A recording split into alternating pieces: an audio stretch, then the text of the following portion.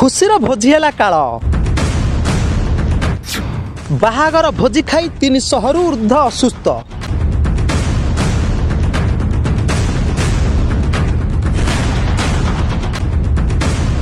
कटक जिला बांकी ब्लॉक बदेश्वर पाटणा ग्राम घटी एभली घटना। सोमवार संध्यारे ग्रामर पद्मचरण साहू झील विभागर को खोर्धा जिला बोलगड़ ब्लॉक बांकोई ग्राम बर आसीथिला। बरजात्री सहित ग्रामवासी एवं निमंत्रित अतिथि मानक पई प्राय 1000 लोकक पई भोजी भातर आयोजन करा जायथिला।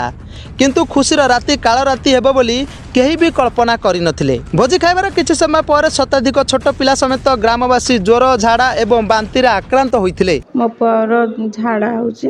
गत रविवार दिन बाहागर होइथिला। भोजी खाइकी एमती होउछि, झाड़ा बांति ज्वर सब होउछि। से रविवार राति रु तो खाइकी जेमते आसी सोइछि। सखाळु तो मंडे दिन सखाळु आरंभ होइला। मेडिकल आस्थिली, मेडिसिन नेइथिली, हेले कहीं कमिलानी। पुणी आसछि आज पुणी सालाइन लगेइछि, 3टा लागिलानी। गतकाली पद्मनाभकर भोजी होउथला। से आगु दिया कि असुस्थ नथिला, ता भोजी खाइबारु असुस्थ दिया होला। तार झाड़ा भाइरस ज्वर सब होई आसला। आगु स्वास्थ्य किछि खराब नथिला। से भोजी खाइबारु असुविधा किछि रहिला। आ मेडिकल सब सुविधा सालाइन बेले सब सुविधा मिलुछि।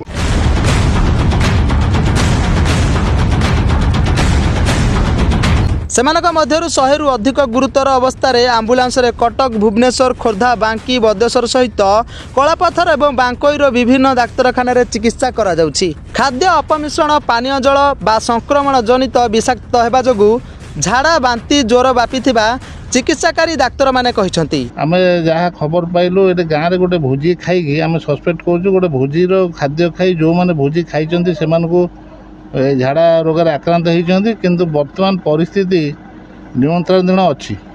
तेणु आमर गोटे कैंप चलती, मेडिकल रिलीफ सेंटर चलती। आमर स्टाफ माने घर को घर बुलिकी सर्वे करुँच। आमर जी कूह 700 कूह को आम फास्ट राउंड क्लोरिनेशन आम कर सारे। आम 3 राउंड क्लोरिनेशन करूँ। आमर अबिका डेली ये कैंप चलो। नुआ केस जो नबारिया जाए आमर कैंप चली। तेणु आशा करुँच बहुत अल्प दिन आम रोग को आम आयत को आणबू।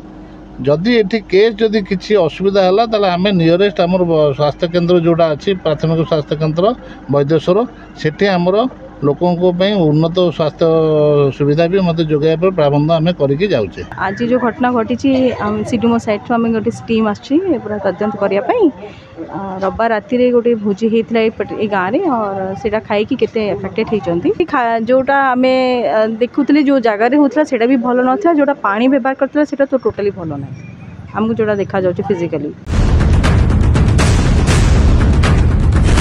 परिस्थिति को दृष्टि रखी बदेश्वर डाक्तरखाना पक्षरु स्वतंत्र दृष्टि रखा जायछि।